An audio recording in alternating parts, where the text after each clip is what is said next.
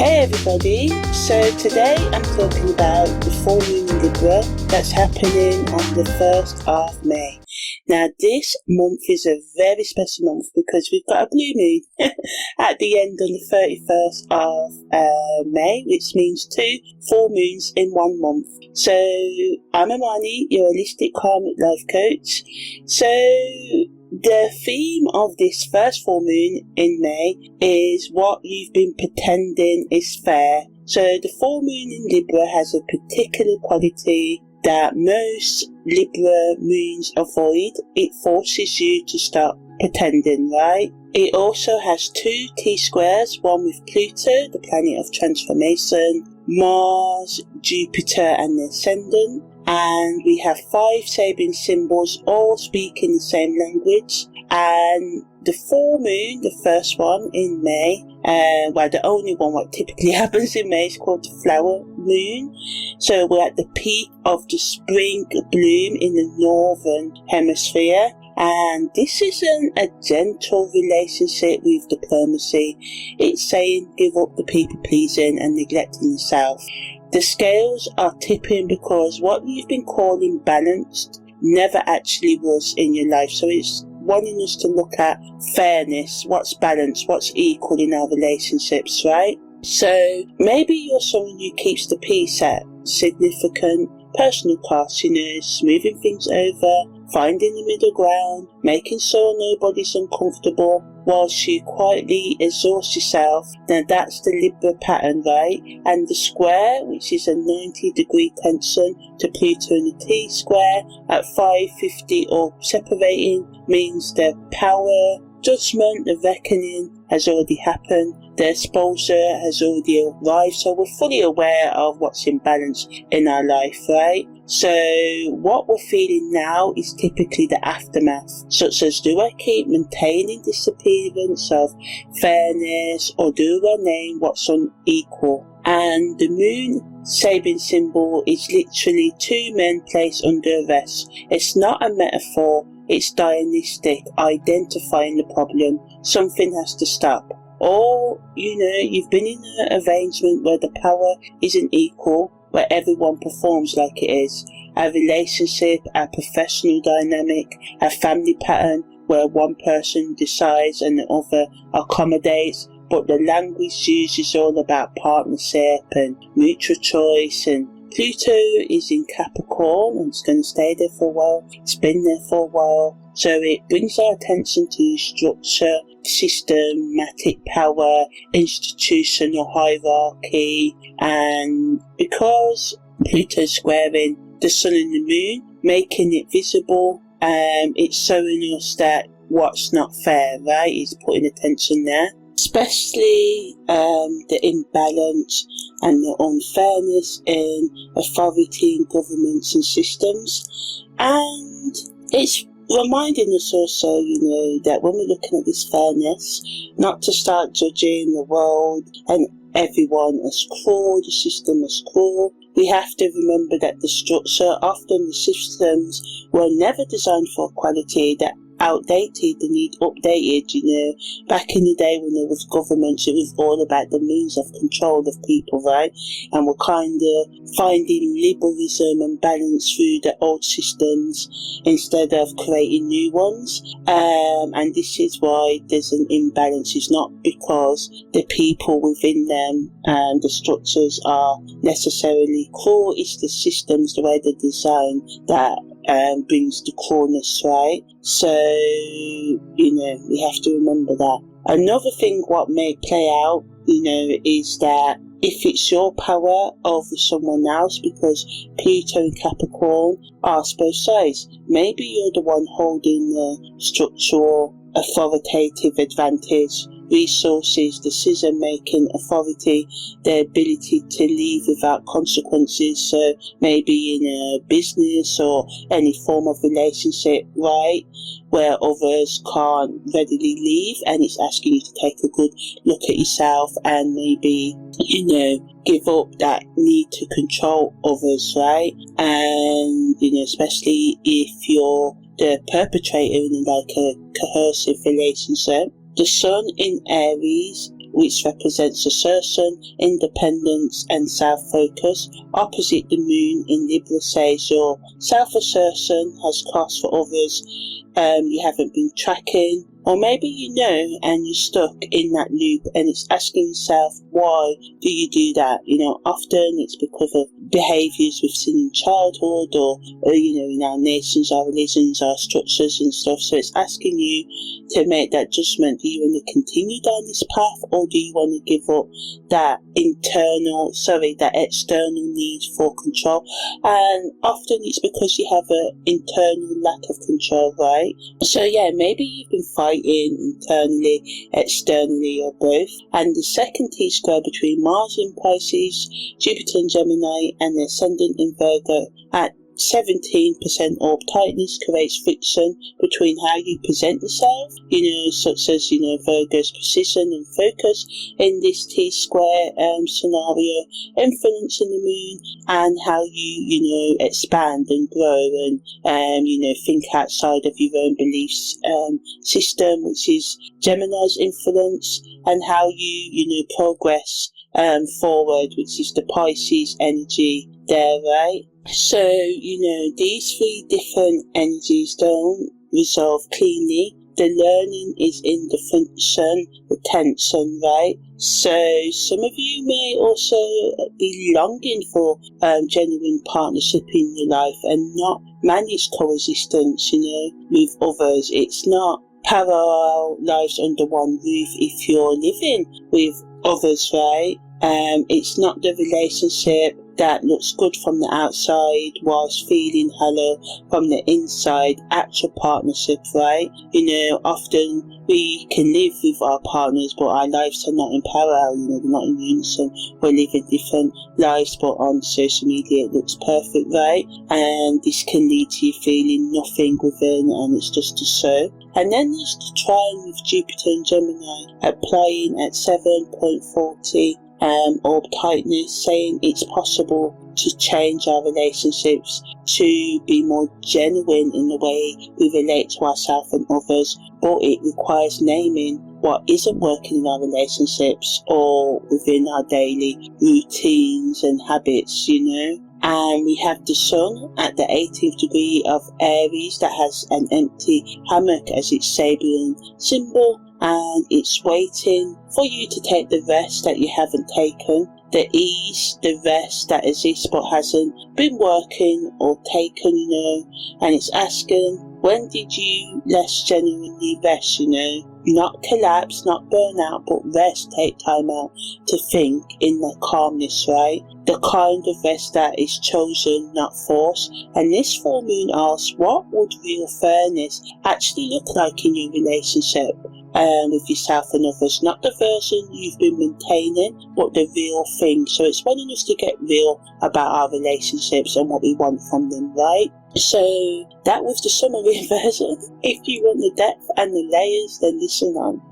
I'm going to talk about, there's that astrology of what's going, give guidance for all 12 sun, moon and rising signs, then talk about the Vedic layer and that chakra, then talk about the aspects and the Sabian symbols as well. So, we're going to go layer by layer. So yeah, this full moon happens at 6:23 p.m. on the 1st of May 2026, which is 11:23 a.m. Pacific time on the same day, 12:23 p.m. Mountain Time, 1:23 p.m. Central Time, 2:23 p.m. Eastern Time, 8:23 p.m. CEST Central European Time, 11:53 p.m. Indian Time, IST Time, and 4:23 a.m. on the 2nd of May Australian Eastern Time, right? And the Nakshatras, the moon's in Swati, Padi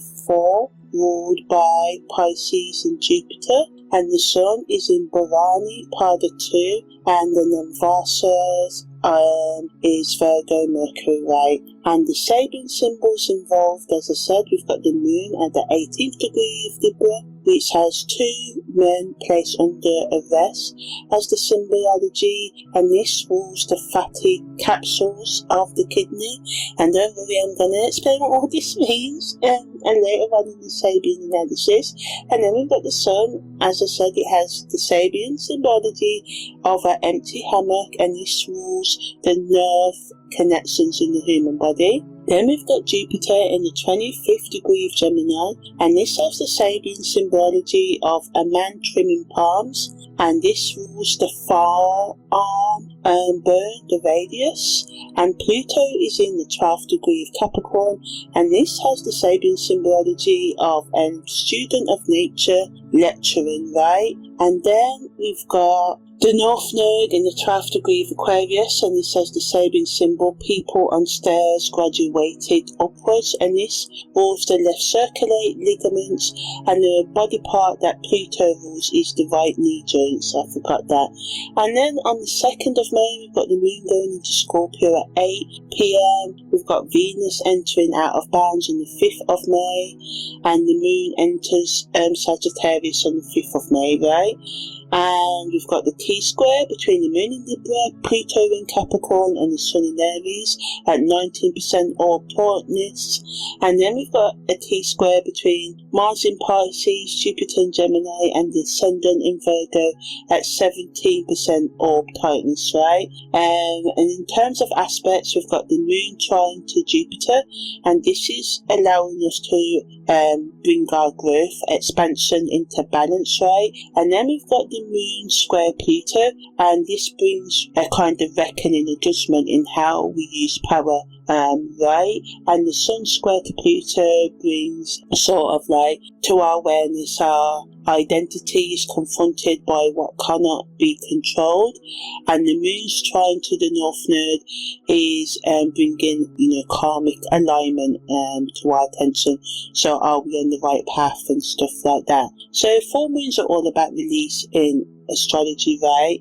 And the heart of the full moon in Libra is, Libra is the sign of scales, of weighing things, balancing opposites, holding two genuine or more than two genuine truths simultaneously at the same time without collapsing either, accepting more than two truths or two truths as, being equally valid. It is also the sign most practiced at not seeing what would be uncomfortable to see. So Libra energy can retain the appearance of balance long after the actual balance has tipped. It's the sign most skilled at making inequality look like consideration, thoughtfulness and care. And a full moon in Libra illuminates, puts a spotlight, everything on the scales, wanting us to balance not just what we've put there deliberately,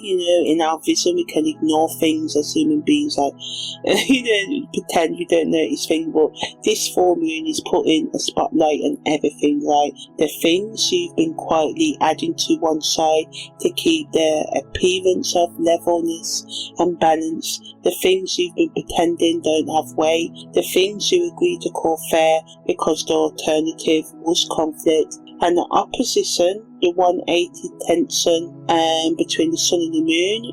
The axis runs from Libra to Aries, from relating relationships to ourself, first house to seventh house, and the full moon asks, where does myself end and my relationship to others begin?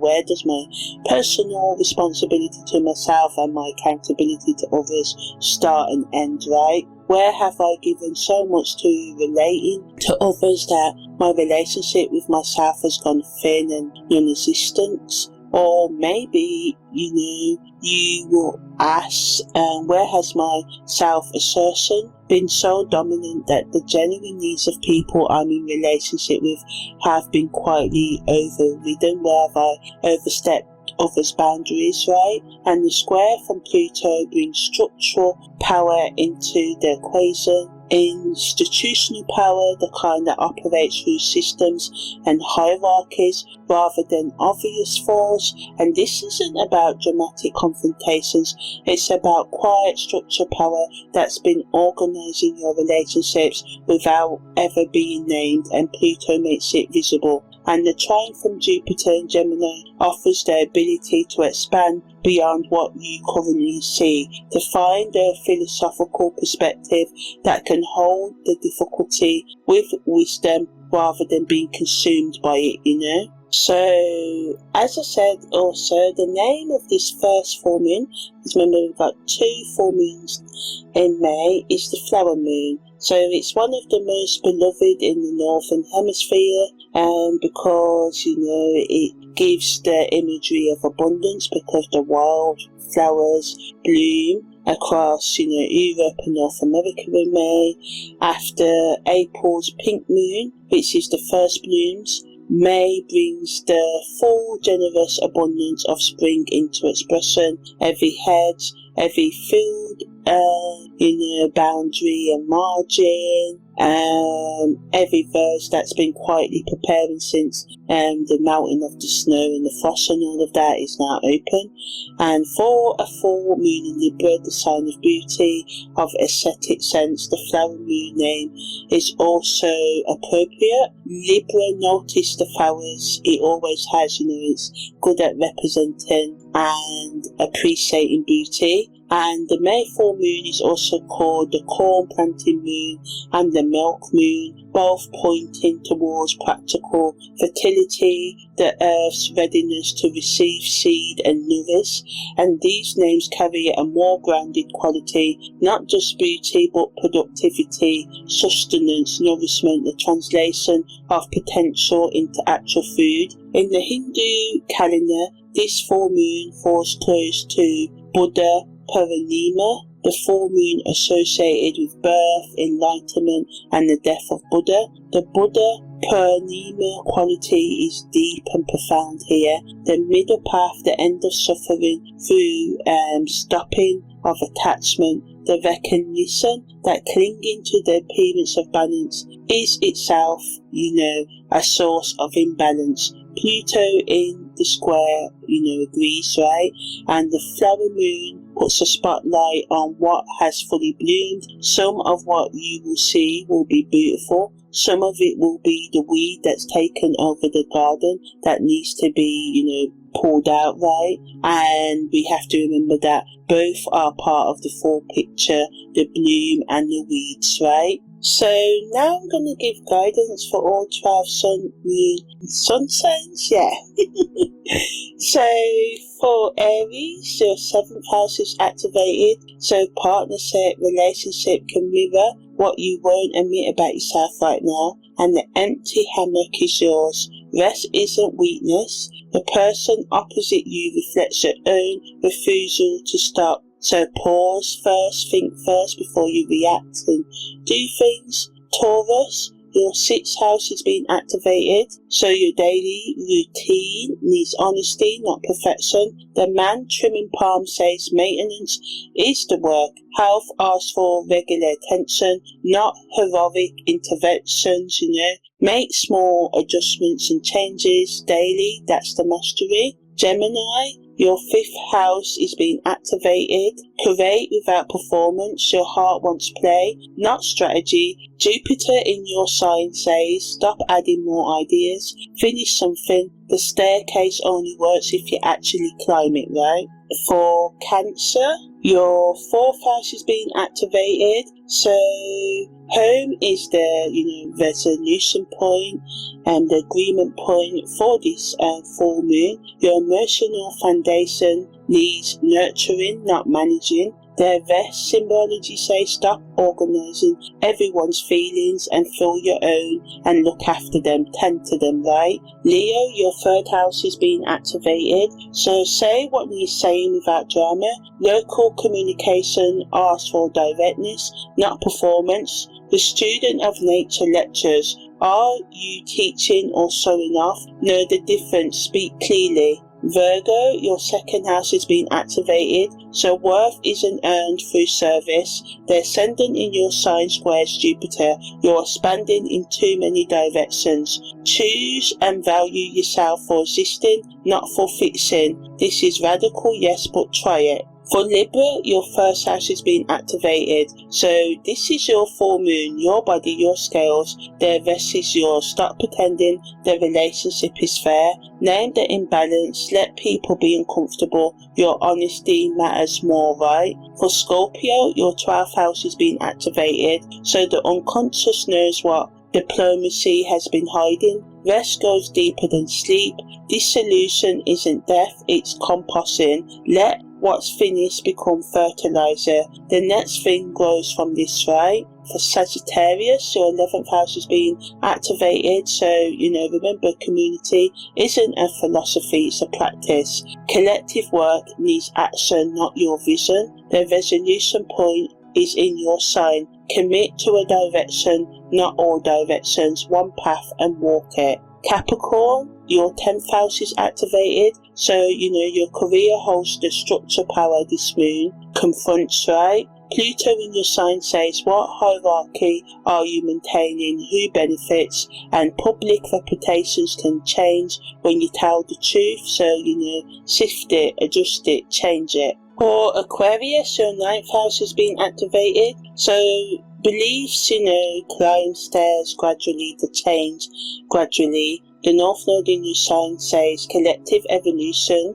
is sequential, not revolutionary. Next step, one step at a time, not a grand gesture. Humble your vision, ground your ideals, and walk forward. Pisces, your 8th house is being activated, so merge, combine, work with others without becoming a martyr, sacrificing yourself, people pleasing. Mars in your sign squares Jupiter, so you're giving in, you're yielding.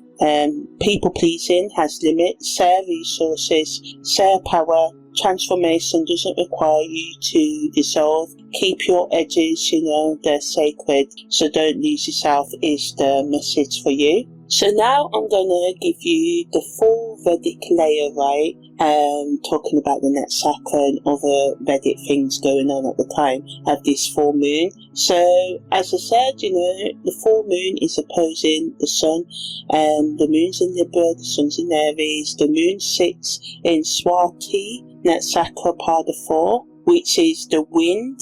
Nakshatra, the independent one, in a Pushkara Pada that brings spiritual nourishment through Pisces, Jupiter energy, right? And the sun is in Bharavani Nakshatra, Pada 2, the womb Nakshatra, the resistant, the restraint star, which is exalted in Aries, but filtered through Virgo and Mercury's focus and precision, right? So this is not a typical Libra full moon about balance and partnership.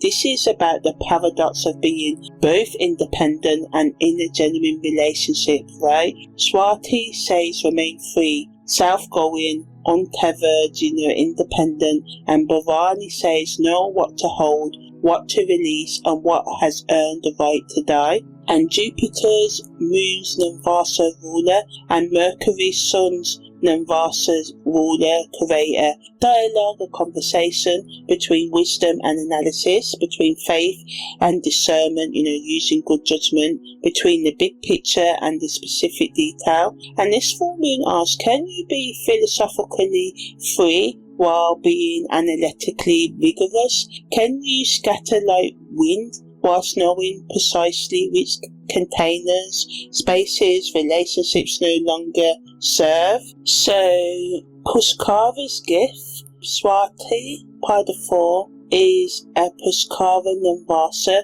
so a soul nourishment point, and this means the independence you're claiming right now isn't selfish, it's sacred. The autonomy you're reaching for isn't rebellion, it's a spiritual necessity. The Pushkara Pada says, this freedom feeds your soul, let it, But Pushkara comes with responsibility. You're not just breaking free because you're bored or restless, you're breaking free because Jupiter's wisdom has shown you a larger pattern, and staying small would be a betrayal of what you now understand. The pushkara nourishment is real, but only if the freedom serves evolution, growth, not just escape from life, right? And the exalted sun meets the yoni. So the sun is exalted in a good place in Aries, maximum solar strength, identity at full power, radiant, bright authority, right? But it's in Bharani, the Nakshatra of the womb, ruled by Yama, death, dharma, and filtered through Virgo, Mercury in the Navasa. So this creates like a strange alchemy of energy, exalted power in the service of precise endings, focus endings, letting go. And it is the full moon, which is, about letting go, and then there's 2 in May, so it's a double letting go month energy. So, giving that final push within the 5th month now, 2026 is within the past, I know. I'm recording this in March, but I know May's just going to be here. So the whole point is, to start those New Year's resolutions, let go, start continuing, start the work, continue the work of letting go of the habits slowly, day by day, because we rush. And this is a note to myself as much as everyone else, changing day by day is better than trying to do everything at once. Maybe, you said at the New Year in January, for you guys to celebrate in January, I'm going to the gym. You probably spent 2 weeks of January in that gym, and then now you haven't been for 3-4 months. So this is the importance of slow, steady changes rather than, just rushing things through, and being gentle with yourself and realistic with your time scales, right? So the sun doesn't just shine brightly in the Bharani Nakshatra. It illuminates, puts the spotlight exactly on what needs to be completed and ending. And Mercury's influence means you can see it clearly, no denial, no spiritual bypass. You can name the thing that's finished or the things. You can count the reasons. You can analyze why this arrangement, this relationship, this routine, this structure has reached its natural depth. And Bharani Sakti is to take away, and the full moon opposite says what the sun reveals, the moon must release. What becomes visible in Aries fire must be allowed to scatter in Libra's air, and the womb knows when gestation is complete. The wind knows when to blow the seeds away. And the Swati Bharani axis, the wind and the womb. So Swati is flexible, has movement, and is independent, right? But Bharani is the boundary, the restraint, the power to hold and release. And together they create the full cycle of, knowing what to hold sacred, Bharani, and what to let move freely, which is represented by Swati, right? The moon's Nakshatra. You can't do one without the other. If you only practice Swati, independence, you become ungrounded, right? Ungrounded, imbalanced, scattered, rootless, unable to commit. If you only practice Bharani, restraint, you become imprisoned, rigid, inflexible, controlling, afraid of freedom, domineering at the worst, and at the extreme end, it's coercive, taking away other people's rights. So the full moon shows you where you've been out of balance. Have you been too flexible, saying yes to everything, adapting until you've lost your shape, your identity, meeting other people's needs, people pleasing, Libra energy, making people walk over you, losing yourself, or maybe you've been too boundaried, holding on to, beliefs and ways of life that should have dissolved months ago, even years ago, maybe decades ago for some of you, Maybe you're afraid that release means failure, but it doesn't. And Jupiter's Swati's Navasa asks you, what does wisdom require? And Mercury's Bharani Navasa asks, what does honesty and honest analysis thinking reveal? The answer to both is the same. Some things need to end so freedom can be real, right? You need to let go so newness can come, the new growth of the spring and May. So the collective significance of this full moon isn't just personal, it is collective. collective arrangements that were never actually fair may change. Libra wants balance, but Swati doesn't want false, pretend balance, the kind where you stay small so someone else can feel big, where you adapt so much that you disappear. Bharani opposite says the structures that require your dismemberment to function have reached their expiry date. The sun's extolation illuminates them clearly. Mercury's analysis shows you the receipts. Jupiter's wisdom says you're not crazy for wanting out. This is a full moon for ending partnerships, arrangements, agreements that were built on inequality disguised as cooperation. Swati's wind blows through, scattering what was held together by obligation rather than genuine connection. Bharani's rune releases what it carries past term, and Pushkara Pada promises what you release now makes space for nourishment. What you let die creates room for what actually feeds your soul, right? So the full moon is exact on May the 1st at 8:23 p.m. The moon moves out of Swati and into Rasaka, goal-orientated achievement, within 24 hours, into Scorpio. And the energy is so precise, time limited, like, giving birth, the womb in imagery, right? The womb knows when it's time to give birth, right? The wind doesn't linger. The sun moves through Bharani until approximately the 5th of May, when it enters Kitra, the cut-in Nakshatra. Use these days wisely. What Bharani reveals Katika, I'm still learning to speak, people will slice away, and what the full moon illuminates the coming days will execute, right? So the invitation of this energy is asking you to practice something different. Be both independent and discerning, using good judgment. Don't just run from what's hard, analyze it, name it, know why it's ending. But once you know, don't stay out of guilt or obligation, responsibility. Let the wind scatter you. Let Jupiter's wisdom guide your flight. So the practice is this: name what needs to end, understand why it's completing, release it with the full moon, and trust that freedom serves evolution. Don't make it dramatic. Bharani isn't dramatic, it's dignified. Death isn't theatrical when it's natural. The room knows when to let go. The wind knows where to blow. You know too, you've known for a while. The full moon just makes it visible enough that you can't pretend anymore. Let the wind scatter what the womb has released. Some spaces, containers, relationships were never meant to be permanent. Some independence is sacred, not selfish.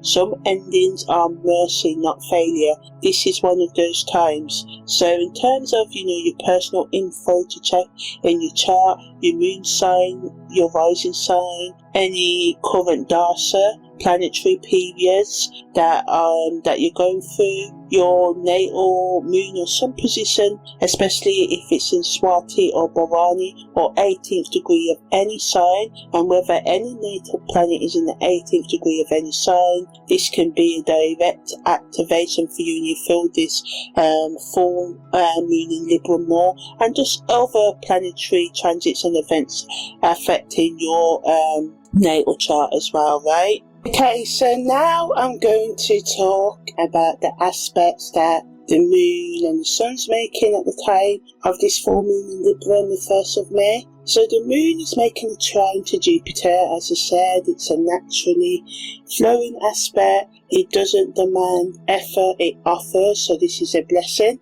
And it's 7.14 degree orb applying energy. So Jupiter in Gemini brings us the ability to think more widely, broadly, and then the immediate pain to find a philosophical or intellectual framework or mindset that makes room for growth. So the wide orb means this gift is still building. The expansion available through what's being illuminated, the spotlight being highlighted to our attention, brought into our awareness, will develop over the coming days rather than arriving all at once. Don't dismiss what Jupiter is offering, because Pluto has your full attention right now, and Jupiter is also trying the moon's north node. The karmic direction is receiving Jupiter's growth energy too, so where you're heading is genuinely being supported. So to use this energy, ask yourself, what's the wisdom available here when the difficult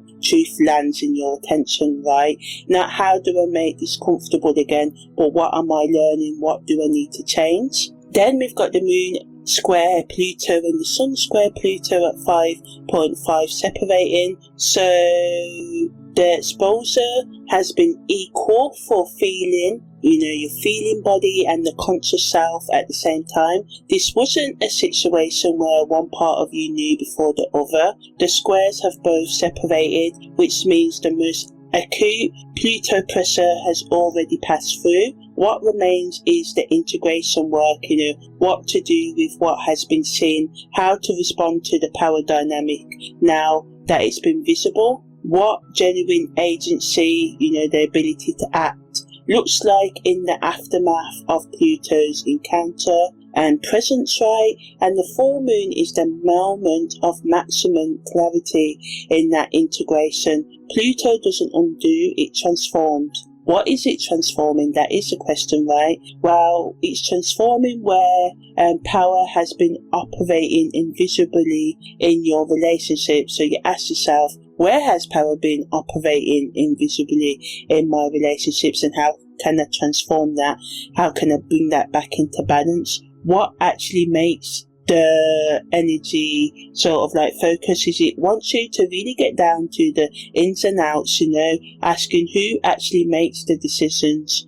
Is it equal? Sometimes, in some areas of our life, we leave some decisions to our partners, and that's fine. If you're okay with that setup, then, it is balanced, but it's asking, who actually has the final say? Are you happy with the setup? Who can leave without consequences? Sometimes there's power imbalance. One person goes out to work maybe, and the other stays at home, and they don't have the finances or the time or energy or any other resources. So Pluto makes invisible power visible, and once seen, you can't unsee it, and it wants us to bring balance into the situation. So sometimes, a partner earns more than others, but there should be systems in place, ideally, where, the other person has agency, or if they wanted to leave, then there's sort of financial or help for them to do so, rather than it be you can't leave me because I have all the power and the money and stuff. As I said, the moon's making the trine to the north node, so this is separating at 5.34. So this aspect introduces a karmic directional quality to the full moon's release, and the north node's trine to the moon is already separating, and this means your feeling body has been in alignment with where your soul is heading, and the emotional material that's surfacing coming up at the time of this full moon is not random difficulty, it's directional difficulty, the kind that is pointing you toward rather than away from your genuine path, right? So Libra's full moon trine the moon's north node in Aquarius is saying the relationship judgment is part of the karmic journey. The places where genuine fairness is being demanded are the places where your future self is being created, forged, built, right? Trust the direction even when the content and the realization is hard, right? So as I said, the moon is making two T-squares, the first between the moon, Pluto and the sun at 19% orb tightness, and Pluto is sitting at the apex, the planet under the most direct tension from both the sun and the moon at the same time. So Pluto in Capricorn represents structure power, the kind embedded, in institutions, hierarchies and agreements that have hardened over time into something that looks like reality rather than a choice. And in a T-square with the moon in Libra and the sun in Aries, Pluto is asking both the relational self, represented by the moon, and the assertive self, represented by the sun, to reckon, be aware, and to use their judgment to come to a conclusion with the power that they've been avoiding. For Libra, this means acknowledging the power dynamics running beneath the diplomatic surface, the people-pleasing, hi, goodbye, the niceness, the pleasantries that we do in our relationships. And the moon in Libra generally does not want to see this, because Libra prefers to believe in good faith and equal agency, and Pluto insists on accuracy and truth, right? For Aries, this means acknowledging places where independent self-assertion has been abused or has had structural consequences for others, and the sun in Aries can move quickly enough that it doesn't fully register the aftermath of what it leaves, right, the destruction or whatever, and Pluto slows that down and makes the aftermath, the wake, visible. So to resolve this energy, we have to do it through the empty leg, which is obviously Cancer, because Pluto's in Capricorn, and the other opposite of that is Cancer energy, right? So what Cancer offers is exactly what Pluto's exposure tends to demolish: the safety of genuine emotional vulnerability, the willingness to be nurturing towards yourself and others rather than managing power through strength or diplomacy or self-neglect, right? And the resolution point is softness. That's not a comfortable answer for either Libra or Aries, but it is the right one. And then we've got a T-square between Mars, Jupiter and the Ascendant, operating at a slightly wider orb of 17% and enrolls a different cast of characters. So we've got Jupiter at the apex in Gemini. It's being squared from two directions. So Mars in Pisces pulling from one side, and the Ascendant in Virgo pulling from the other. And the Ascendant in Virgo presents to the world as precise, analytical, service-orientated and attentive. This is the face that goes out, careful, competent, not wasting resources. And Mars in Pisces is the drive beneath that face, intuitive, yielding, sort of like will sacrifice, spend a little, people please a little, moving through feeling rather than strategy, willing to go indirect when direct routes don't work. And Jupiter at the apex in Gemini is being pulled between the focus, precision of Virgo and the fluidity of Pisces. And Jupiter in Gemini naturally wants to grow in all directions, add more data, keep the conversation going. And the T-square forces a question: which of these modes are you actually expanding into? The analytical focus of your outward presentation, or the intuitive, giving in, yielding of your inner drive? And is Jupiter's expansion serving you or just adding value? So the resolution, the degree opposite Jupiter in Gemini is Sagittarius. So what Sagittarius offers is the philosophical overview, the meaning-making capacity, the willingness to commit to a direction rather than mapping all possible directions at the same time. And the resolution here is direction, not more data, but a chosen path, right? So now I'm just going to talk about the 5-part story of the Sabian wisdom and how they're adding the flavour, right? Giving one of the most coherent, clear, symbolic narratives of any of the new and full moons this year. So these aren't separate images, they're chapters of the same story, the same book. So the moon, the rest, the 18th degree of Libra, in the sign of law, justice and weighing competing claims, the image arrives with unmistakable clarity, and the rest is the moment when freedom ends and accountability begins. It is the external imposition of a reckoning, a judgment that has been avoided. Two men, not one. This is not a story about individual guilt. It's a story about a shared situation in which neither party has fully owned their contribution, and the external system has stepped in to enforce what the internal processes refuse to face. So the question is, where in your life has an arrest been unnecessary? Not literal, but the metaphorical stopping. The being held accountable, the moment when you cannot continue on your current path and course without consequences. And Pluto in the square provides the force beyond that arrest, the full moon provides the illumination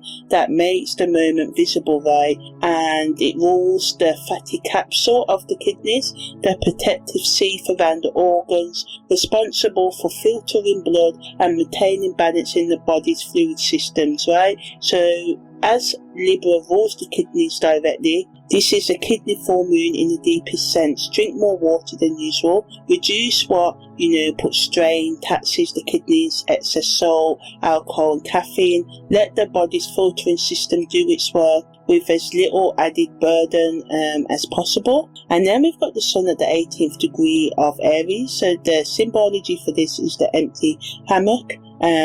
Strong and waiting with no one in it. And this is the image of the rest that hasn't been taken, of the ease that exists but hasn't been occupied, of the possibility of genuine rest and restoration that sits unused. And the Aries sun has been so busy asserting, beginning, driving forward that the hammock hangs empty. The full moon is asking, when did you last truly rest? Not collapse rest, the kind that is chosen rather than forced. And the body's wisdom, the nerve connections, the communication network of the entire nervous system, the places where one signal becomes another, is involved. And if your nervous system is frayed, burnt out, worn, exhausted, the synapses have misfired, rest allows the nervous system to reset. And the empty hammock isn't laziness, it's nervous system repair. And to integrate this energy, the rest asks you to stop. The empty hammock asks you to rest once you've stopped. Both are necessary, neither is optional. And the man trimming the palm trees, which is the 25th degree of Gemini, and trimming palms is neither glamorous nor creative. It's the ongoing careful work of keeping something living in a good condition. It requires skill, regularity and the willingness to remove what has overgrown. And Jupiter trining the moon says this maintenance work is available and flowing. What in your life, your relationships, your creative work, your physical health needs the careful, regular trimming that keeps it genuinely alive rather than just technically not dead, So this Sabian degree rules the forearm bone on the thumb side, the radius, and this enables the rotation of the forearm and therefore the ability to reach, receive and work. And Jupiter's message here is you have the tools literally to do the maintenance. Your hands know how, use them.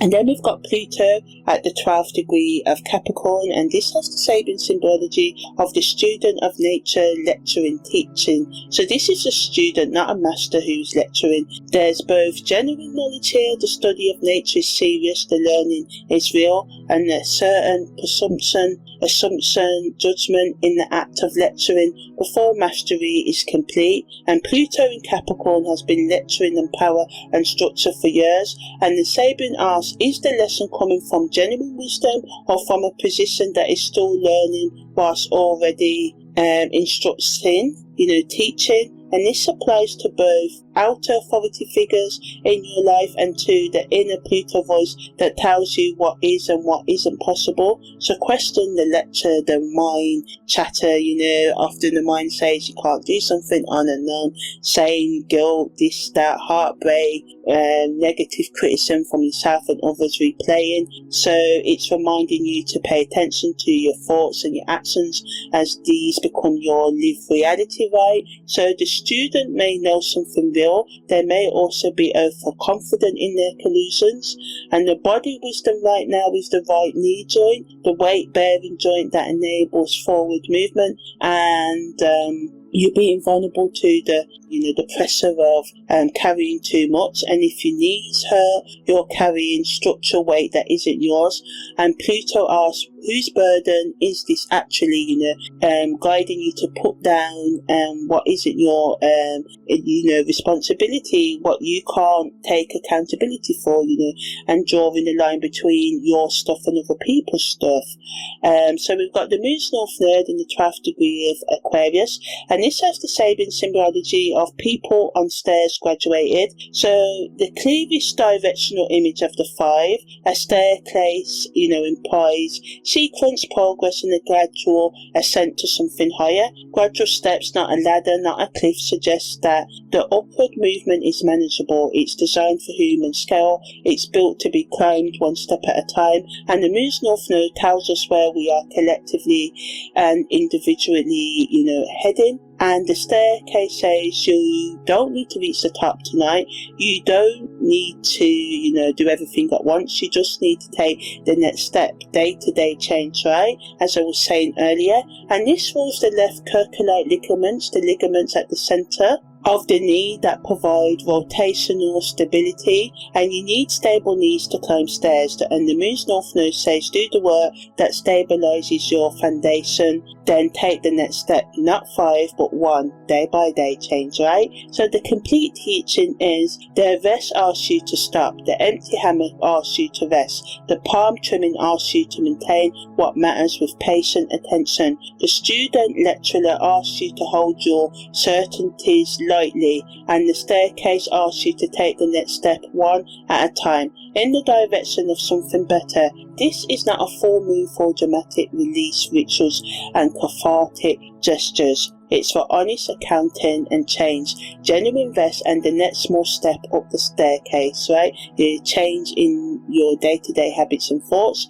And Libra full moon rewards the modest, honest act far more than the impressive performance, right? So going back to the Nakshatra Wisdom, the moon in Swati, the independent wind, as I said, Swati means south-going or independent, the Nakshatra of autonomy, freedom of movement that isn't controlled by external forces, and its deity is Venu, the wind god. Its symbol is a young plant swaying in the wind, flexible enough to bend without breaking, rooted enough not to be uprooted. And Pada 4, where this full moon sits, has a Pisces Namvasa, which is ruled by Jupiter, and this is a Puskara Namvasa Pada, meaning it's spiritually good and auspicious, right? And the independent wind is being guided by the Sabian wisdom, by philosophical understanding, by the ability to remain free while flowing with universal currents.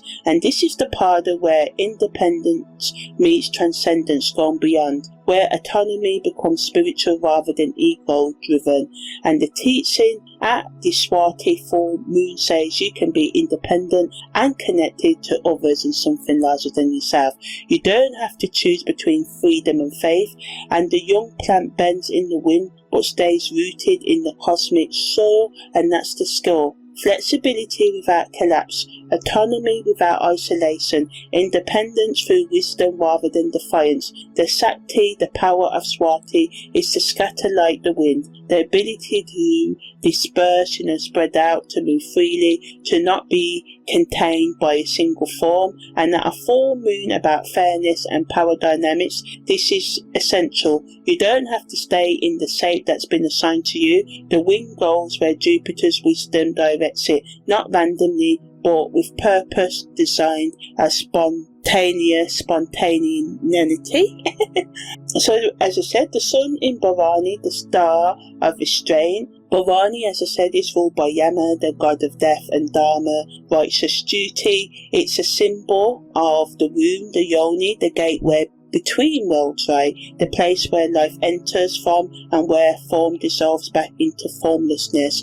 And Pada 2, where the sun sits, has a Virgo and Vasa, which is Mercury ruled, as I said.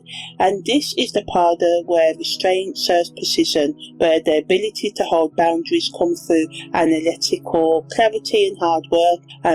Mercury's discernment, good judgment, meets Venus's, the Nakshatra ruler of Bharani, right, meets Venus's restraint, creating the ability to know exactly what needs to end and exactly when. And so the teaching here is Bharani knows when to let something die, not dramatically, just when it has completed, when it's ended.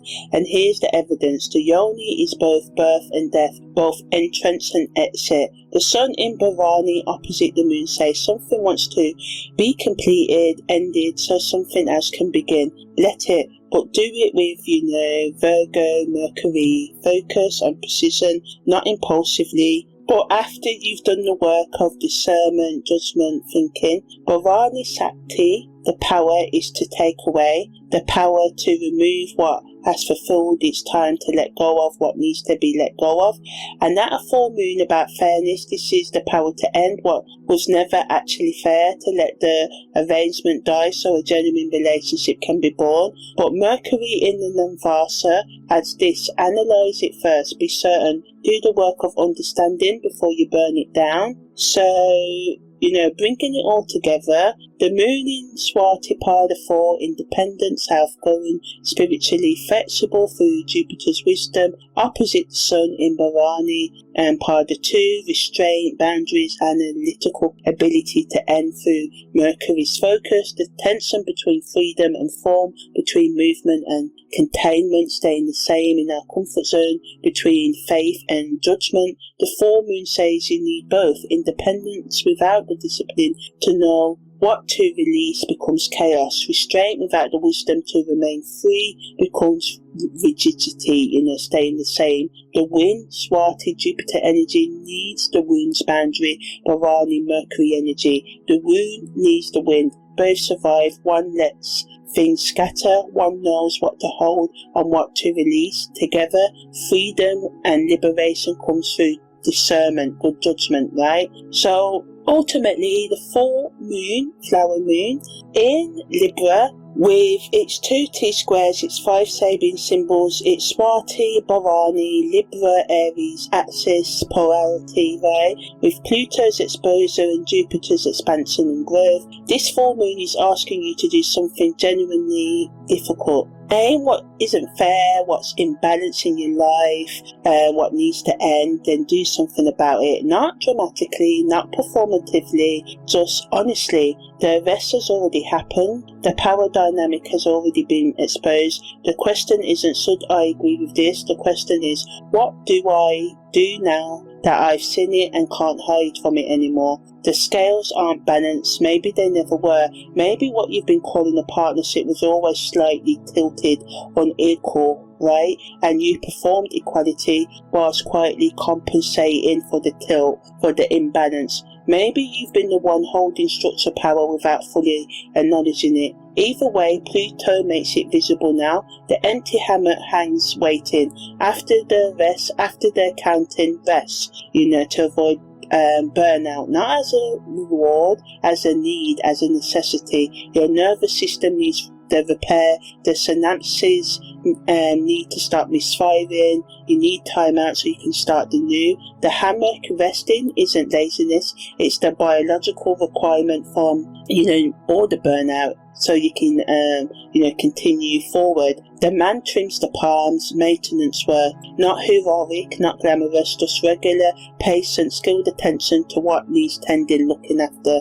Your relationships need this, your body needs this, your creative work needs this. What has outgrown? Ask yourself that, and ask yourself what needs the careful cut that allows genuine health rather than just, technical survival. And the student lecture symbology questions the authority, outer and inner, that claims certainty while still learning. Pluto's structure power often performs as wisdom when it's actually just accumulated in institutional, national, religious, generational way that we need to let go of. And the knee joint carries too much, at time, and sometimes we can carry too much from, the guilt that our families, our nations tell us that really is not ours, so we have to ask ourselves, whose burden are we actually carrying? What lecture are you believing that deserves skepticism? The stairs ascend gradually. The north node shows direction, not destination, not final arrival, just the next step, one at a time, graduated upward. The circulate ligaments stabilize the knee for climbing. Do the foundational work, then step, not 5 steps, 1. And Swati says, be independent, move like the wind, bend without breaking. The young plant survives the storm by remaining rooted while staying flexible. You don't have to perform stiffness to prove strength. Bharani says, let what's completed die. The yoni is both a gateway in and a gateway out. Something wants to be completed at this full moon. So something new, something real, or something else can be born. The resistance isn't cruelty, it's dharma, it's a reckoning, it's a judgment. The boundary serves life, and the flower moon blooms fully. Some flowers are beautiful, some are weeds. Both get the same moonlight. The full moon doesn't discriminate, it illuminates, it puts a spotlight on what we need to do right. So what you do with what you see is your work, not the moon's, yours. So what would genuine fairness look like in your life? Not the version you've been maintaining, not the appearance of balance, the real thing. Can you name it? Can you build towards it? Can you let go of what was never actually fair to begin with? The rest, the trimming, the questioning, the next step, all 5 are required. None is optional. This full moon in Libra rewards the honest act, not the beautiful gesture. Stop pretending. Name what's unequal. Rest to avoid burnout. Tend to look after. Pay attention to what matters and climb one step at a time, right guys? So yeah, I'm Imani, your holistic karmic astrological life coach, and that's my take on the full flower moon in Libra on the 1st of May. Remember, we've got 2 full moons this month, so I'll see you next time guys. Take care.